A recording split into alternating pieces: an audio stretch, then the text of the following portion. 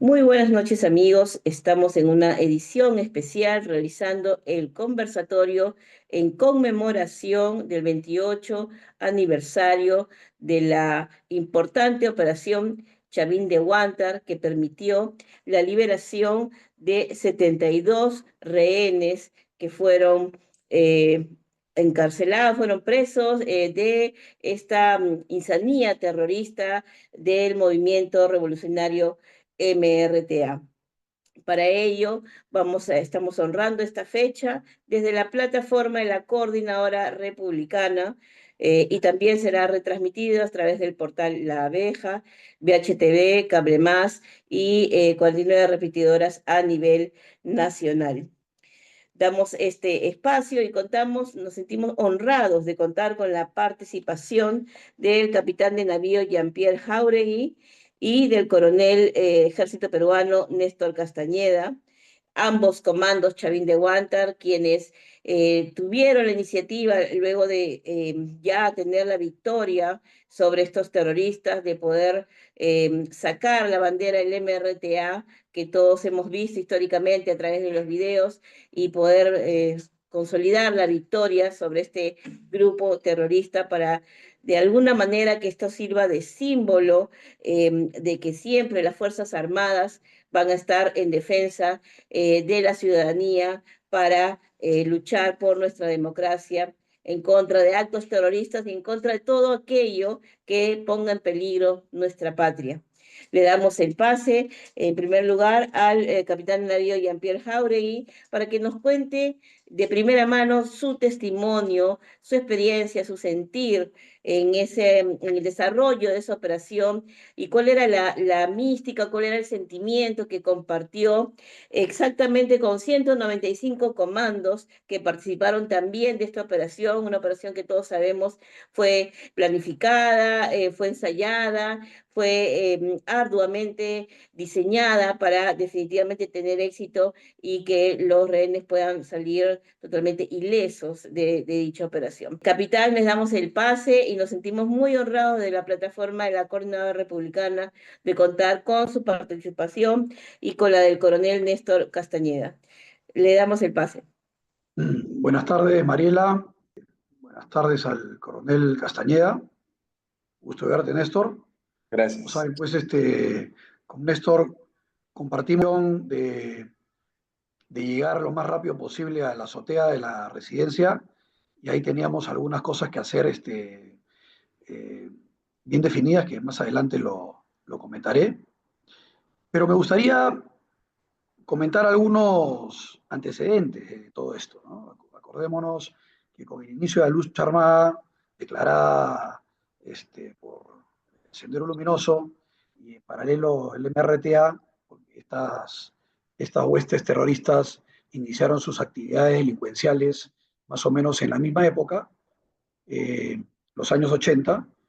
La Marina, en este caso, ya previendo este tipo de situaciones, crea una unidad de comandos.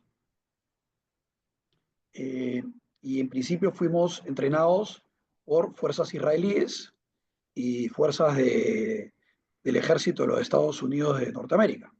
Entonces, así empezó la, la, la Unidad Especial de Combate. Así se creó y así comenzamos a entrenar con unidades extranjeras que ya tenían experiencia en este tipo de situaciones, de rescate de rehenes, ¿no? Principalmente Israel.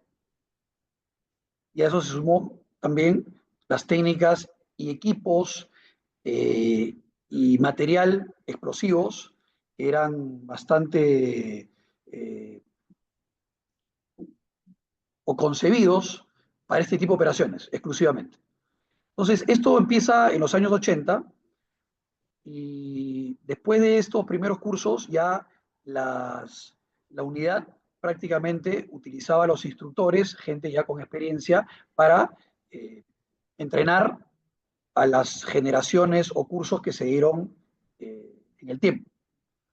Yo soy el sexto curso de la Unidad Especial de Combate y ya mis instructores eran netamente peruanos. Y ya con la experiencia del entrenamiento.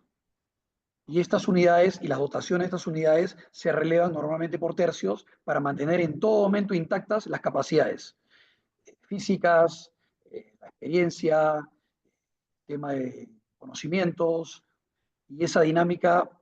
Con esa dinámica llegamos al año 1997, con gente entrenada, con experiencias en zona de emergencia, o sea, ya la mayoría había tenido de alguna manera su bautizo de fuego en las zonas de Ucayali, en las zonas de emergencia en Ayacucho.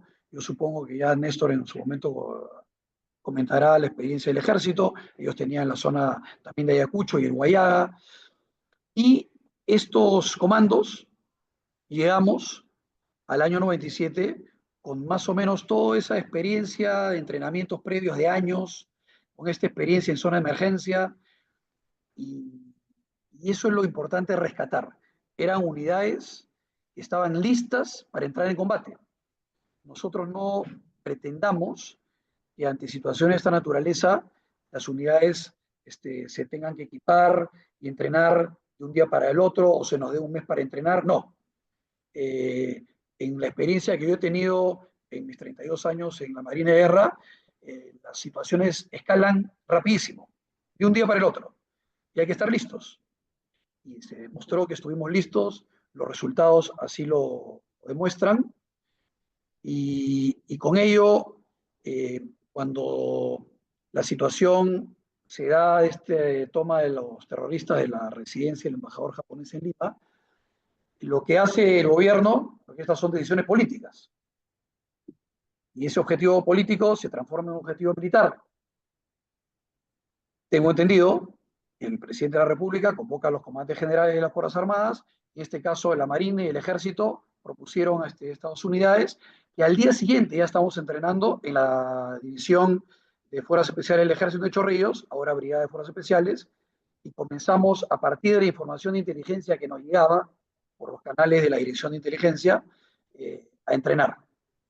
En principio, con tizas, más o menos con los planos que nos, la distribución de los ambientes que nos fueron llegando, se comenzó a entrenar, se fue sofisticando estas maquetas, posteriormente ya se hizo la réplica como la conocemos ahora, pero más o menos esa fue la secuencia. Unidades entrenadas, listas, que de alguna manera juntaron sus capacidades, las capacidades militares que teníamos, exclusivamente en este caso para hacer rescate de rehenes, y esto contempla francotiradores, el trabajo de censo operativo que no se puede utilizar por las características del inmueble, y los grupos de asalto, que ahí todos éramos expertos, ¿verdad? Menores. Y lo complementábamos los explosivos, ¿no? Los explosivos permitieron conseguir uno de los principales principios de este tipo de operaciones, que es la sorpresa, con las cargas subterráneas que se colocaron.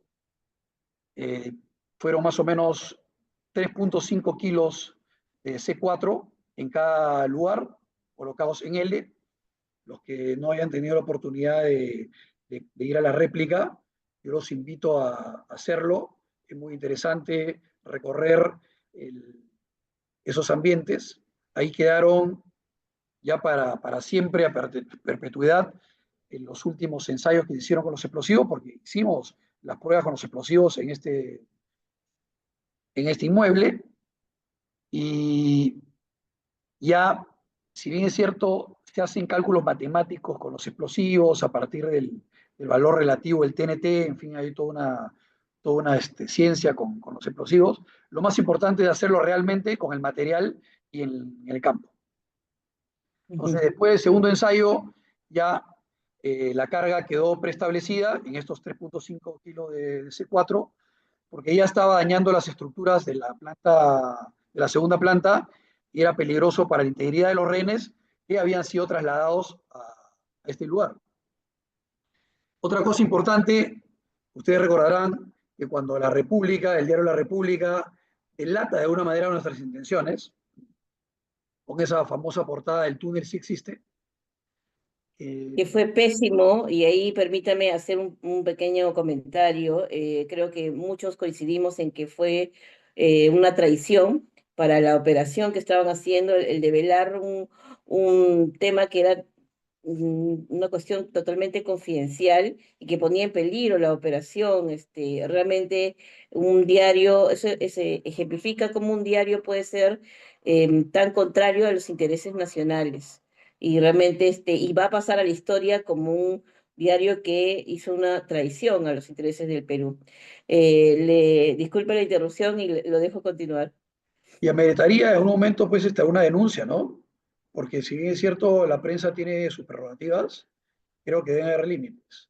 Porque Por efectivamente, supuesto. puso en peligro la operación y puso la vida de personas. Pero Ujú, paradójicamente nos ayudó, porque cuando los terroristas se enteran de nuestras intenciones, los rehenes que estaban en la primera planta los suben a la segunda.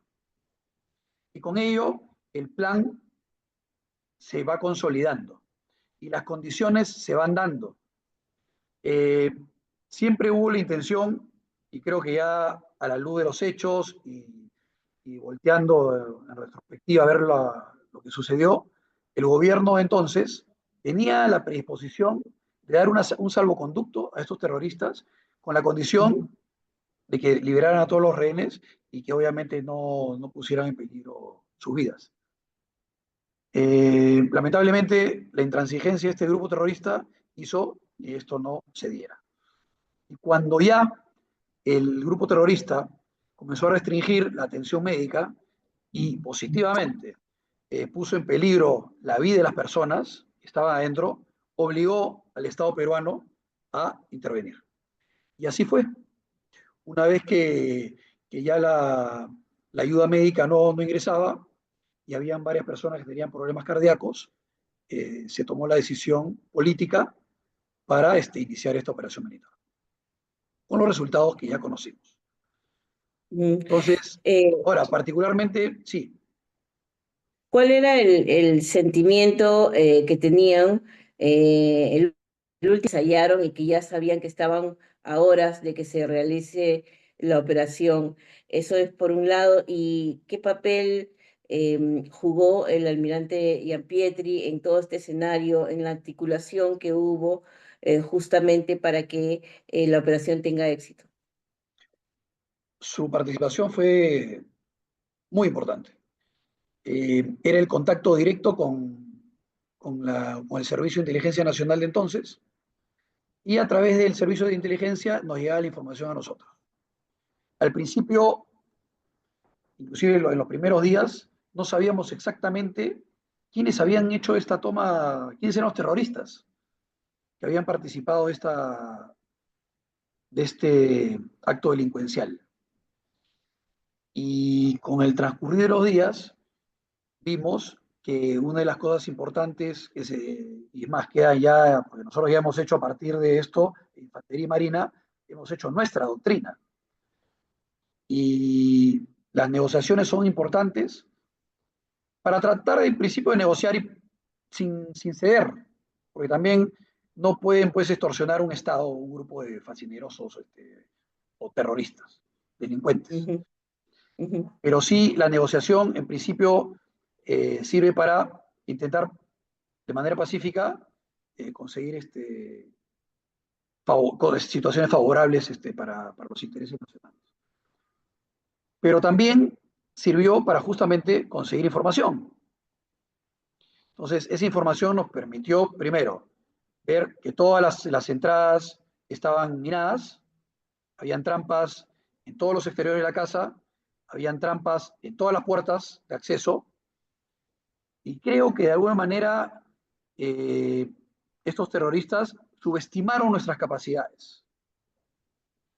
No conocían lo que nosotros éramos capaces de hacer, no solamente moralmente, sino técnica y no conocían los procedimientos que teníamos nosotros para este tipo de rescates.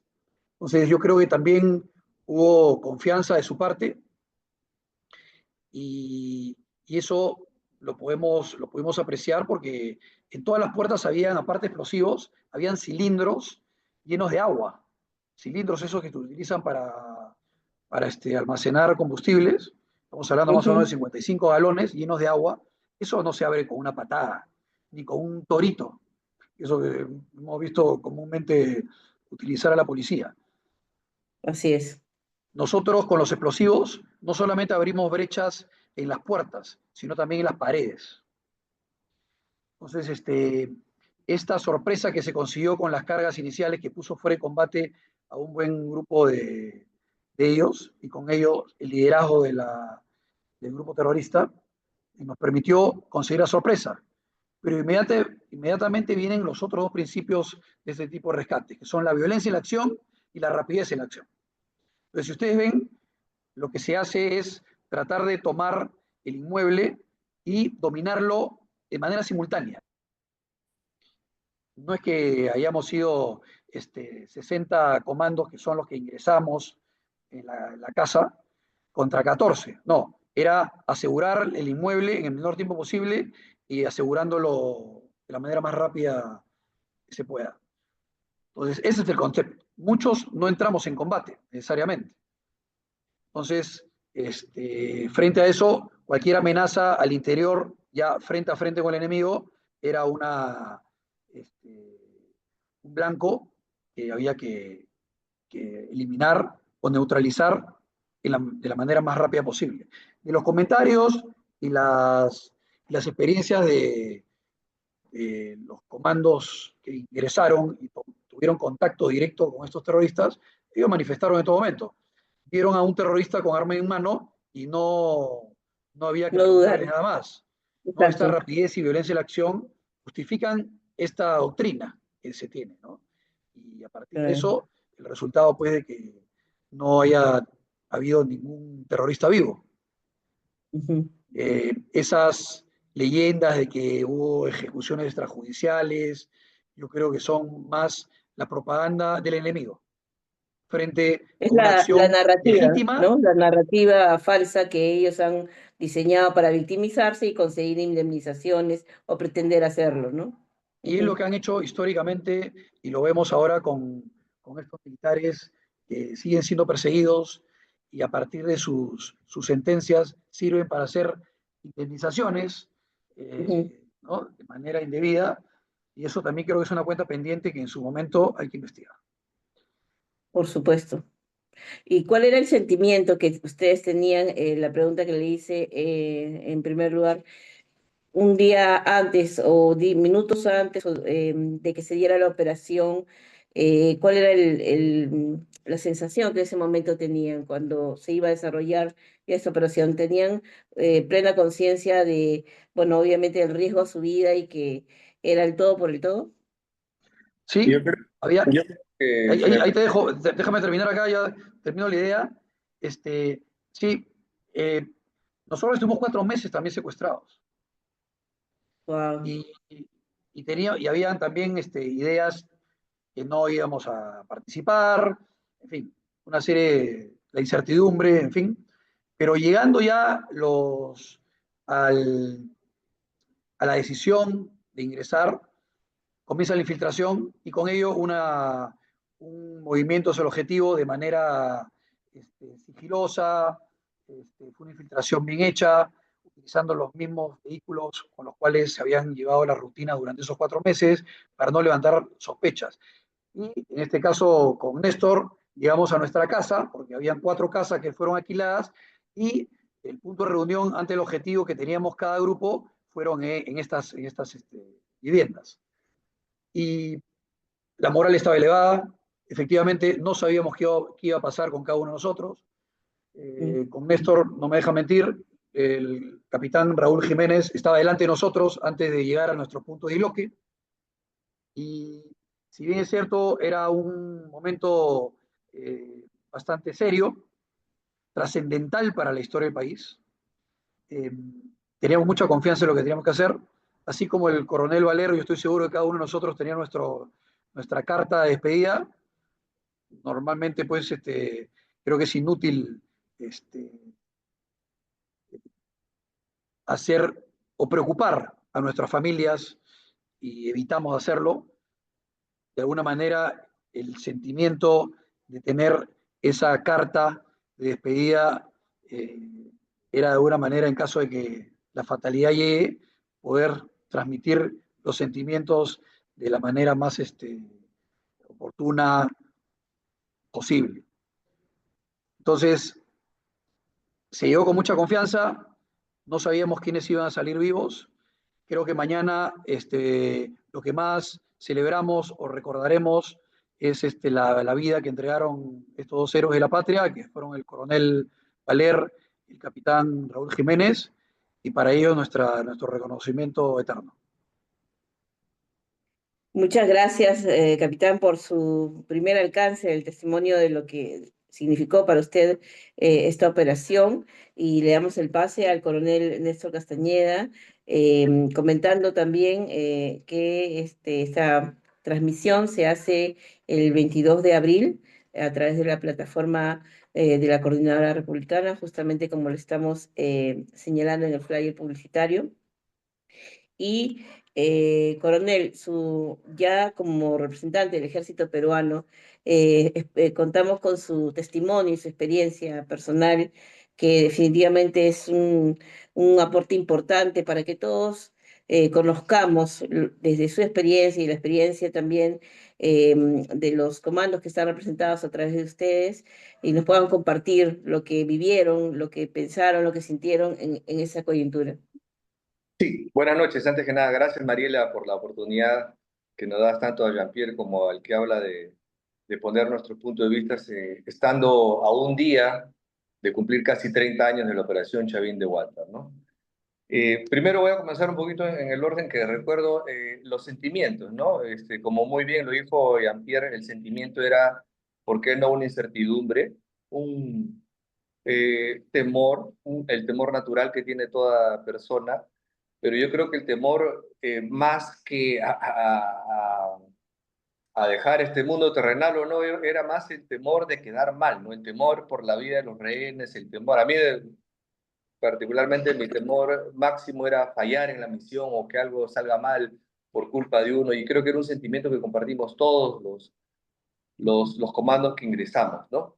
Ese fue el sentimiento y un gran y profundo amor a la patria, ¿no? Que es lo que nos caracteriza a instituciones tan grandes como nuestra Marina de Guerra y nuestro Ejército Peruano, ya que todos, desde que entramos en el primer año de cadete en la institución que sea, Fuerza Aérea, Marina, Ejército, compartimos ese sentimiento de dejar de lado nuestra comodidad, dejar de lado usar el pelo como querramos, dejar de lado el bienestar que proporciona el hogar, dejar de lado de comer lo que desees, dejar de lado de dormir el tiempo que desees, de dejar de lado tantos sacrificios con un solo ideal, ¿no?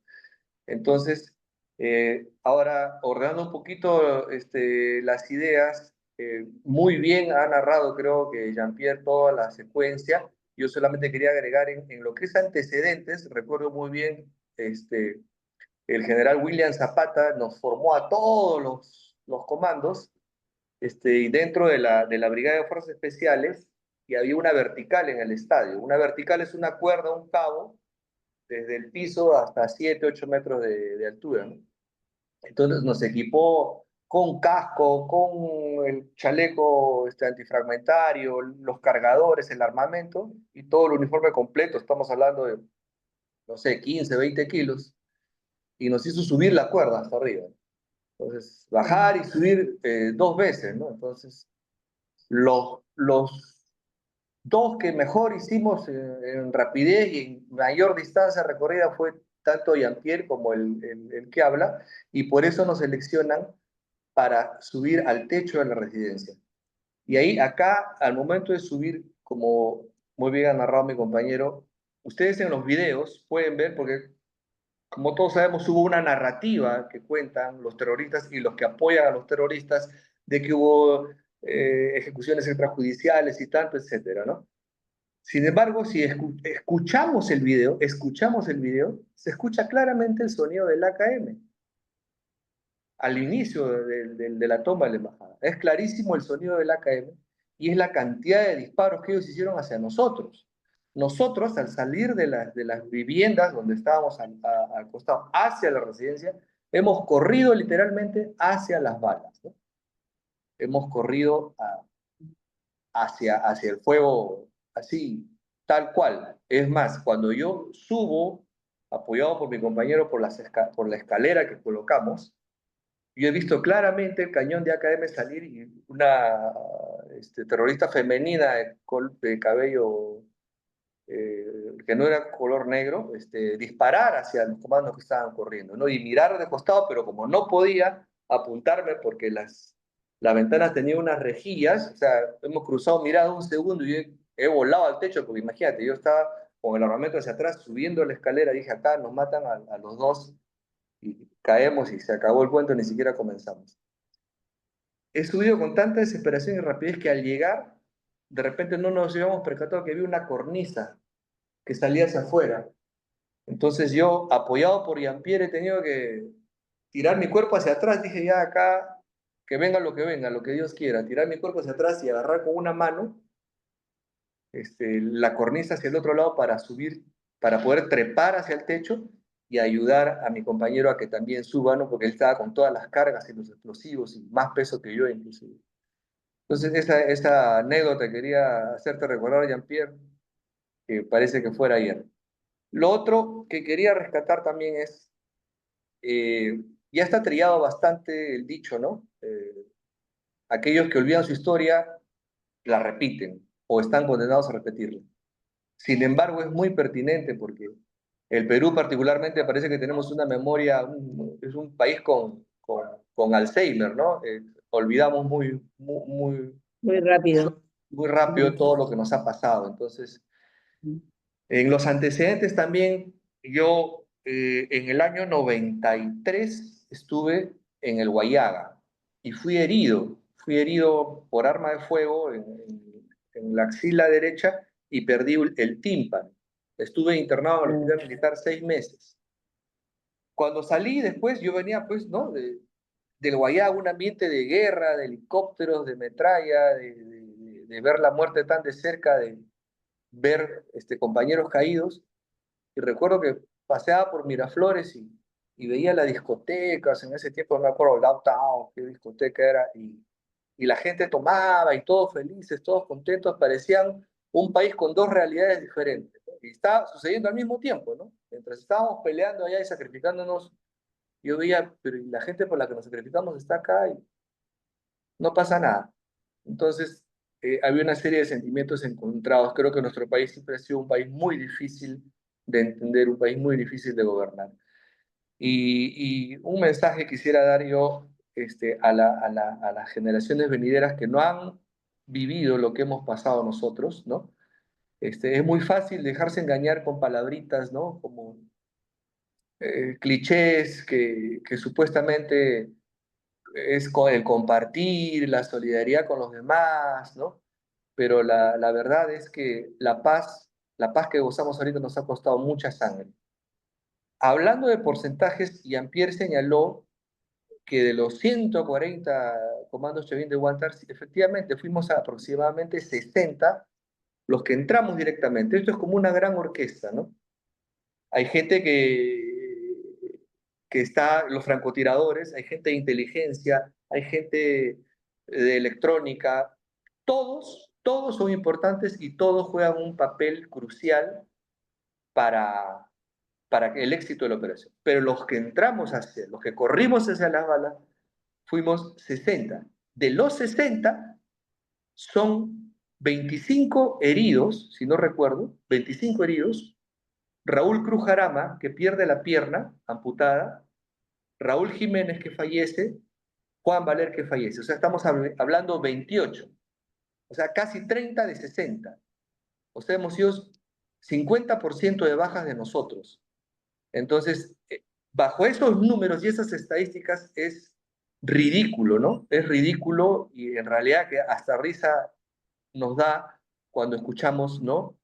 Que la operación, o tratan, como usted dice, distintas narrativas de distintos personajes que tratan de opacar esta operación que fue tan brillante y ahora, a la luz de los años, de la experiencia y ya más maduros que somos, ya no somos los muchachos de veintitantos años vehementes, ya podemos analizar que fue una excelente operación, excelentemente planeada y mejor ejecutada, y no quisiéramos que este legado se desperdicie como le dije, con un floro barato que a veces nos quieren vender algunos políticos. Exacto, hay un tema muy importante que no se ha citado mucho de la cantidad de heridos que usted ahora nos está comentando, de los veintitantos heridos que hubieron en los comandos, en los 60 comandos que entraron a la operación. Em, ¿Qué sucedió con ellos? ¿Algunos pudieron recuperarse o quedaron ya permanentemente, digamos, imposibilitados de seguir sirviendo a la patria? ¿Qué pasó con ellos? Porque eso es algo que no se menciona mucho, o Así sea, es. no solamente el tema del éxito de la operación, sino que también hubieron secuelas en algunos de los comandos que participaron y secuelas permanentes. Explíquenos un poco acerca de eso, porque es algo que nos ha hecho muy visible, ¿no? Así es, Mariela. Mire, obviamente, ¿no? El mayor porcentaje de bajas y heridos fue de mi institución, pero fue por un tema simple de proporción, ¿no? Porque éramos mucho más los del ejército que la marina, ¿no? Ujú. Con quienes realizaron un trabajo impecable. Eh, Hubo creo que 2 heridos de oficiales de mar de la Marina. El grueso era del ejército y yo después fui a visitar a un compañero al hospital militar y al día siguiente estaba en la rotonda, gran cantidad. Como le dije, 2 fallecieron. Uno, Raúl Cruz Jarama, amigo mío, compañero también de trabajo, que está ahorita, vive en Washington, Estados Unidos. Él perdió el pie al patear una de las granadas. Tuvieron que amputarle, ¿no?, debajo de la rodilla, usa prótesis ahora, es un exitoso empresario en Estados Unidos, casado con 2 hijos. Y bueno, gracias a Dios le va bien, pero siempre conversábamos y bueno, le cambió la vida para siempre, ¿no? Porque pierdes un miembro, ¿no? Claro que Los sí. otros heridos, hubo por lo menos 5 o 6 heridos que estuvieron con secuelas muy graves durante por lo menos un lapso de 3 a 6 meses, ¿no? Casi pierde la vista uno de ellos, Ricardo Camino, y estuvo bastante mal con la vista, pero gracias a Dios se logró recuperar posteriormente, ¿no? Y el grueso, algo de 10 o 12, sí fueron heridas leves, esquirlas, rozones, ahogamientos. Ahora, las secuelas psicológicas que han tenido en unos más que otros, indudablemente que deben estar ahí, pero lamentablemente nuestro país no maneja mucho ese tema como otros países del primer mundo, ¿no? Pero indudablemente que han habido secuelas y han quedado ahí, ¿no? Por supuesto, este tema de la salud, además de la salud física, la salud mental, es un tema importante que también entra al escenario del sacrificio que los militares hacen cuando sirven a la patria y luchan contra los terroristas. Y eso es algo que tiene que tomar conciencia no solamente las autoridades, los gobernantes, sino también el resto de la población, entender el nivel de sacrificio, de entrega y de amor a la patria que personas como ustedes hicieron ese día y que lo hacen permanentemente porque es parte de del servicio, de la vocación de pertenecer a las Fuerzas Armadas, ¿no? Y entonces es algo que todos tenemos que tener conciencia y el sentido de amor a la patria, quizá no al nivel de lo que ustedes lo tienen, pero sí también de ser gratos y de reconocer ese esfuerzo, el sacrificio, no solo para ustedes, sino también para sus familiares, de la labor tan importante que desarrollaron y que desarrollan, ¿no? En el servicio de la patria. Entonces, yo quisiera preguntarle, hacer la misma pregunta que al capitán Jauregui. ¿Cuál era el sentimiento que usted y el grupo con el que compartían tenían antes de la operación? ¿Qué es lo que en ese momento se les pasaba por la cabeza? Claro, bueno, ya en el momento en sí, yo me acuerdo mucho de Jean-Pierre y todo, ¡Viva el Perú! Carajo, ¿no? ¡Viva el Perú, carajo! Claro, con su carajo, por supuesto. Sí, sí, sí. Y eso nos incentivó bastante, ¿no? El coronel, de acuerdo en ese tiempo, el coronel también Robles, estuvo a la trista, ¿no? Estuvo atrás, pero así es un coronel, ¿no? Atrás estuvo y entró con nosotros hasta cierta parte y nos dio mucho ánimo. Entonces, ver a tus jefes, a tus líderes, ver a tus compañeros, todos corriendo, como le decía, hacia las balas, en ese momento la adrenalina no te hace tener sentimientos. Los sentimientos antes de, Antes sí, de... eran, como le digo, de un poco de incertidumbre, pero de profundo amor a la patria, uno piensa en la familia, en todo. Yo, bueno, pensaba mucho en mi madre, y nada, un sentimiento, yo creo que el sentimiento de sacrificio y que ya sabíamos lo que se nos viene, ¿no? Entonces, ya, como decía Jean-Pierre, la gran mayoría teníamos experiencia de combate. Yo ya venía de haber estado herido en zona de emergencia, haber estado 6 meses en el hospital, y ya sabía lo que me podía pasar, y de una u otra forma uno se encomienda a Dios y le da para adelante. Es como cuando saltamos del avión, ¿no, Jean-Pierre? Te persignas y a, Esas a lo que cosas salga. justamente son las que sirven, ese entrenamiento, ese arriesgar la vida en el entrenamiento, de alguna manera va forjando la mente del comando, ¿no? Y nos ayuda de alguna manera a enfrentar esto con alguna facilidad. Pero efectivamente, lo que dice Néstor, ¿no? La sensación previa, si bien es cierto, había el nerviosismo natural, creo, ante cualquier situación difícil que se nos pueda presentar, había mucha confianza. O sea, era un grupo de gente homogénea en todo. Patriotas, bien entrenados físicamente, con amor a la patria, porque ¿quién más pues que un comando con la bandera peruana hasta el tuétano de nuestros huesos, ¿no? Y éramos un equipo muy homogéneo.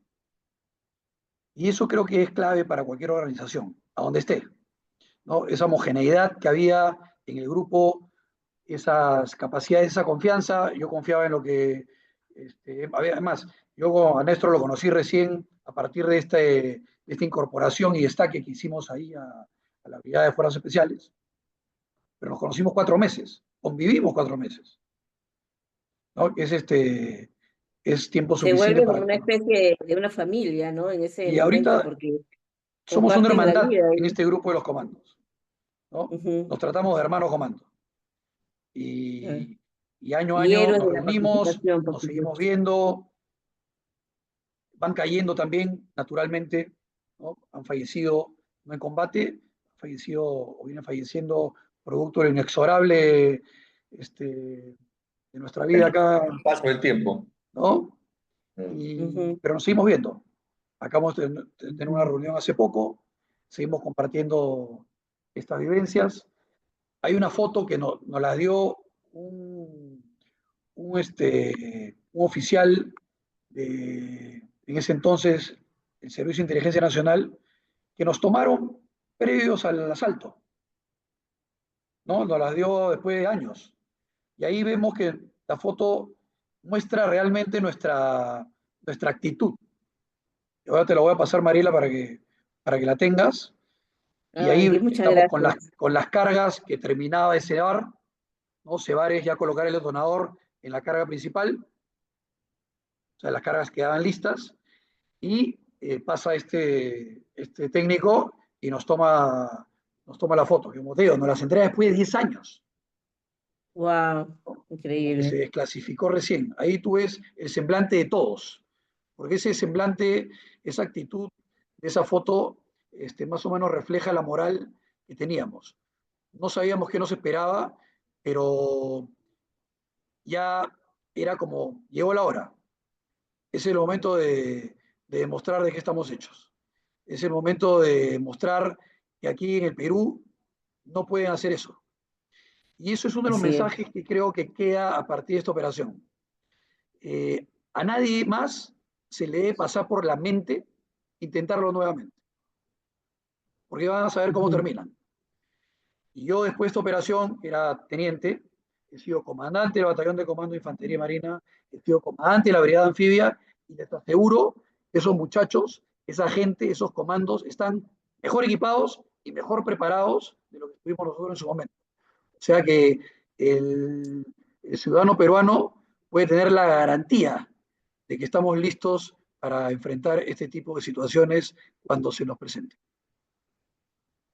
Es un mensaje muy importante. Coronel, ¿qué experiencia o qué enseñanza se puede dar de esta operación para todos los peruanos que nos están escuchando a través de esta plataforma y los que lo van a escuchar? Porque creo que sus nombres, no solo la operación, sino sus nombres y su legado, definitivamente van a pasar como un hecho histórico importante en la lucha contra el terrorismo en la historia del Perú. Así que una operación y sus nombres también estarán en los libros de la historia. Por eso es que es importante conocer sus testimonios y sus experiencias.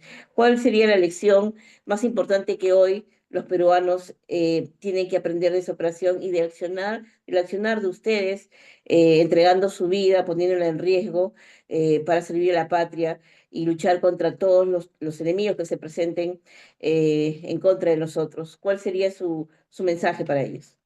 Bueno, el mensaje para todos en Para general todos los sería, peruanos. Ujú. para todos en general sería que el mal nunca debe prevalecer sobre el bien.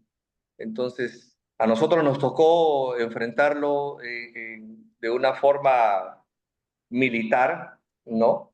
Pero en el día a día también hay formas de luchar, ¿no? Entonces, por más difícil que se vea la situación, por más complicado que creamos que estemos, por más fuerte que creamos que es el enemigo, siempre se lo puede vencer con sacrificio, con abnegación, ¿no? Y ya no será, de repente, con otras armas, ¿no? Tenemos las armas legales, las armas, nuestro voto, las armas que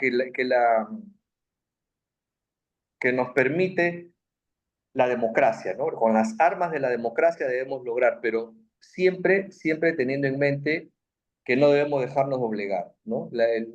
La justicia divina prevalece sobre todo, y eso, ese sería mi mensaje para el Perú en general, ¿no? Nunca desfallecer y luchar hasta el final, porque el bien tiene que prevalecer sobre el mal. Así es.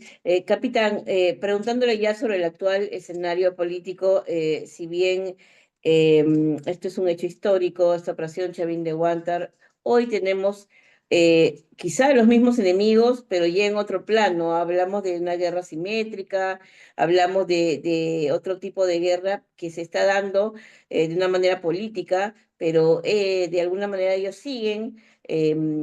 Con este pensamiento, pero no solamente hablamos de Sendero Luminoso ya, sino de un crimen transnacional organizado y de otros enemigos, tanto internos como externos, que atentan contra nuestra defensa y seguridad nacional.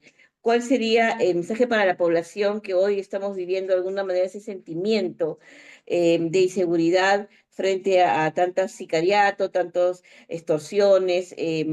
¿Qué mensaje podría darle a la población peruana?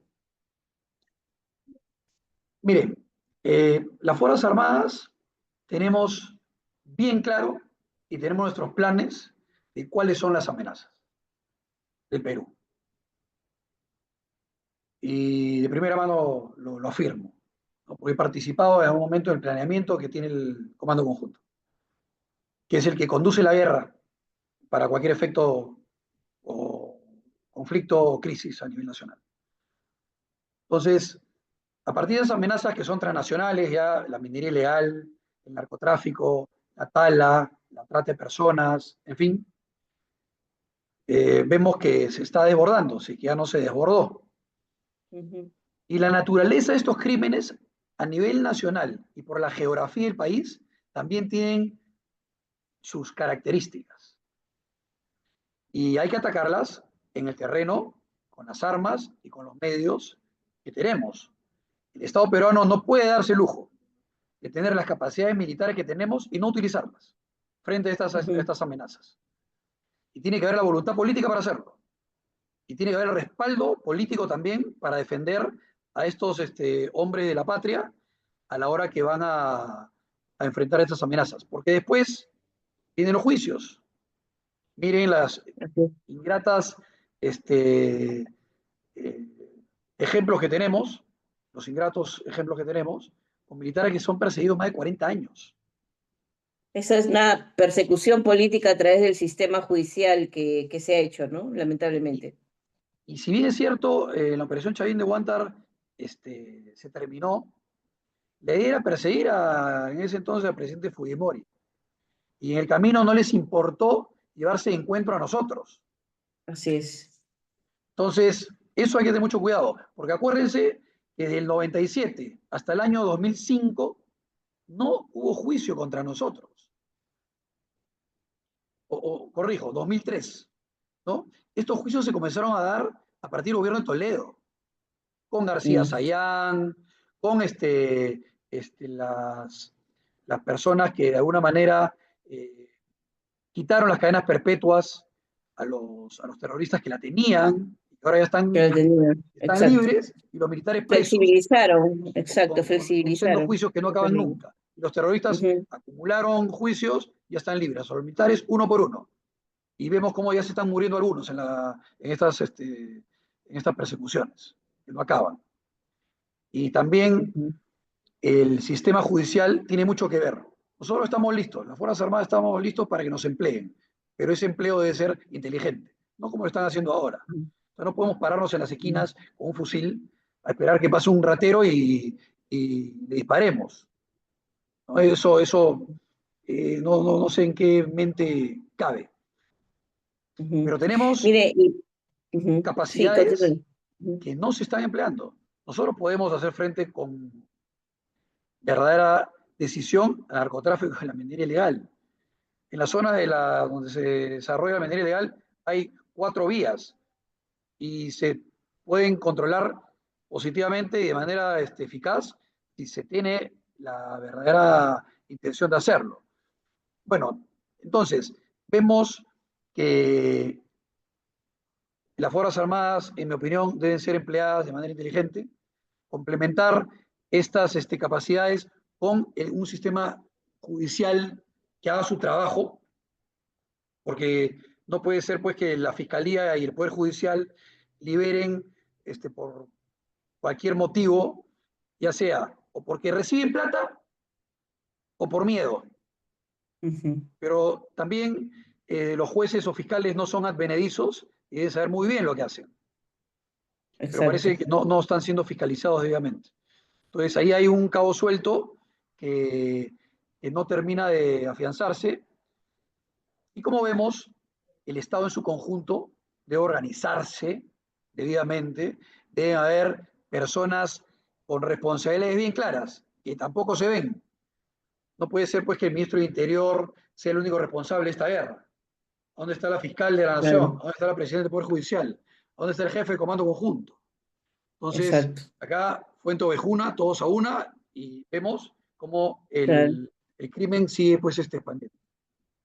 Cada quien tiene sus responsabilidades que asumir y, coronel, yo le pregunto cuál cree que debería ser la política de la actual presidenta, considerando pues que ella le sucedió constitucionalmente al golpista Pedro Castillo, pero sabemos que es un gobierno, un gobierno que tiene sus orígenes de izquierda, marxista, leninista y todo lo que implicó el ideario de Perú Libre.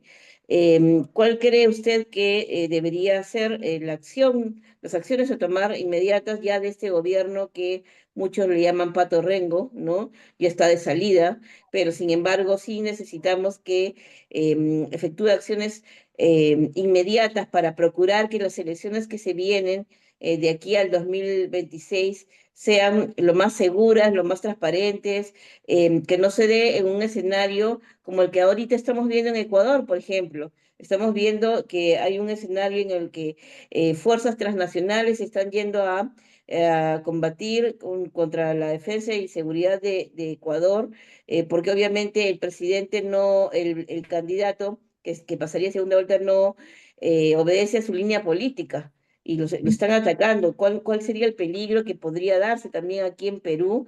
¿Y qué hacer en este escenario para prevenir que nos vuelvan a atacar, pero ya de otra manera? Claro. Mire usted, en la región tenemos casos muy particulares, muy graves, y que no está nada lejos de que suceda lo mismo en el Perú, caso México, caso Ecuador, ¿no? Entonces, Ujú. respondiendo a su pregunta, enlazando, por ejemplo, con lo que dice Jean-Pierre, ¿no? Entonces, yo creo que acá hay un problema de legalidad, ¿no? De marco jurídico y de protección. O sea, ya, vamos a emplear la Fuerza Armada, pero tú me vas a proteger, fírmame acá. Entonces, no hay esa decisión política.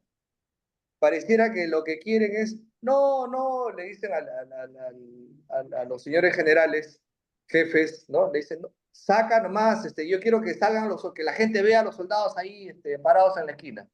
Bueno, pero es un engaño muchacho, ¿no? Mire, Ujú. no sé, son creo que 5.000 tropas que están. Usted solamente con 100 hombres bien entrenados y preparados de civil, por parejas, 2 o 4, los ponen en los ómnibus, estos que están siendo extorsionados, en una semana con los primeros 20 sicarios que vayan a pedir cupo y les caiga su buena dosis de 9 milímetros, entonces se acabó el cuento, ¿no? Pero no hay la decisión política para hacerlo. O sea, como dice Jean-Pierre, las Fuerzas Armadas tienen de sobra y más la capacidad para terminar con el problema, pero ¿qué voy a querer irme yo a enfrentar? Tengo familia, tengo hijos, a correrme el riesgo de que me metan 30 años a la cárcel, las ONGs, los ideólogos y los grandes jueces y el gran poder judicial que tenemos, me apoyan, me soportan. Entonces yo creo que ahí la respuesta cae por su propio peso, ¿no? Ahora, lo que dice Néstor es verdad, Definitivamente. pero sin embargo nosotros no es que rehuyamos a las responsabilidades, ni siquiera nos las dan bien. O Mm. sea, no estamos recibiendo instrucciones con determinación, O con una sea, no hay un orientación. plan estructurado para, digamos, poder establecer y recuperar el orden interno y la seguridad en el Estado. Eso es lo que he Si hay estado un por ahí plan, escuchando. si hay un Un plan, pero plan. ese que actualizan. Cada vez que se activa una zona de emergencia, se van a cubrir los mismos sitios que siempre ocupan, de acuerdo a su área de responsabilidad, la Marina, la Fuerza Aérea y el Ejército. Eso no puede ser. Acá tiene que haber un responsable este, y, y dar cuenta. Ya creo que eso de cuarto de guerra fue ya desechado, creo que ya no funciona más. Era un tema propagandístico, no era útil realmente para la Como situación que se otros, como quiere. otros, como decían el plan Dina también, ¿no? En reemplazo del plan Bukele, decían, aquí hay un plan Dina, todo es nombrecitos, son marketing, pero nada de efectividad. Sí, hay, hay ideas que no las voy a decir ahora porque esto corresponde hacerlo en un trabajo que yo siempre le llamo de gabinete, en donde se Ujú. coordina, se ven cosas en detalle. Pero acá, primero, lo importante y la manera estratégica es dar responsabilidades. Dar responsabilidades bien claras y que esos responsables den cuenta. Pero no para la prensa, no para la prensa, sino para cumplir objetivos realmente y medirlos. Y los resultados se van a ver, no inmediatamente, pero acá los centros de gravedad los conocemos perfectamente, ¿no? El narcotráfico, la minería ilegal, el dinero, son los líderes, no son los sicarios, ¿no? No son los delincuentes de poca monta que andan en moto. Aquí el liderazgo y la plata es donde hay que ir. Sabemos quiénes son, los conocemos perfectamente, pero ahí están, andan tranquilamente. ¿Y por qué será? Entonces, Ujú. creo que no necesitamos de un plan Bukele. Acá tenemos gente en las Fuerzas Armadas y en la Policía Nacional muy profesional. Simplemente hay que empoderarlos y asignar los recursos que se requieran. Y terminemos con esto de una vez. Y, Sí, a- y eso es a- lo y que toda la asumir, población. y yo le agregaría, Sí, y asumir el liderazgo y asumir la responsabilidad, ¿no? Porque lo que dice Jean-Pierre, tiene que haber alguien que asuma, un líder político que asuma, ya, sí, yo lo ordené y yo cargo con la responsabilidad también, pero exacto. eso es exactamente lo que falta, ¿no? Definitivamente hay un tema, una determinación y una voluntad política que tiene que ejecutarse, porque quien asume un cargo de gobierno tiene que estar preparado para eso y para asumir y tomar las decisiones que correspondan en beneficio de la seguridad y defensa de todo el país. Yo les agradezco al nombre de la Coordinadora Republicana el haber participado en este importante conversatorio, aprender de sus testimonios y del mensaje que tienen para la población y también darles un agradecimiento y reconocimiento público por la labor que efectuaron, por lo que inspiran, no solamente a la población militar, sino también a la población civil, lo que inspiran sus testimonios y esperamos pues poder seguir contando con sus aportes y sus enseñanzas para luchar juntos por la democracia del Perú. Capitán Jáveres, un mensaje final a todos los peruanos que hoy lo están escuchando. Bueno, los peruanos hemos superado nuestros problemas, siempre. No hay que demorarnos más en acabar con el problema que actualmente es común a todos los peruanos y que en su momento fue el terrorismo. Entonces, no se puede dejar más tiempo de que sigan muriendo peruanos inocentes, de que sigan siendo extorsionadas personas de buena fe que trabajan por el Perú y por sus familias. Y necesitamos que haya una política honesta, una política que realmente se preocupe desinteresadamente por los ciudadanos del país. Tenemos potencial para salir adelante y creo que la diferencia está en que hayan buenas personas con buenas intenciones que haciendo política puedan hacer cambiar la manera de pensar que tenemos todos los peruanos en nuestra clase política en estos momentos. Muchas gracias, capitán. Coronel, sus palabras finales para la población peruana que lo está escuchando. Sí, básicamente muy similar a lo que ha hecho Jean-Pierre, de peores problemas hemos salido, entonces hay que pensar muy bien a qué líderes elegir y qué es lo que queremos para nuestro futuro. Nada más. Muchas gracias. Esto ha sido una participación en un conversatorio especial conmemorando el 28 aniversario de la operación Chavín de Huántar y les agradecemos su participación en este conversatorio. Muy buenas noches. Gracias, Bueno, Mariela. Bien, Perú.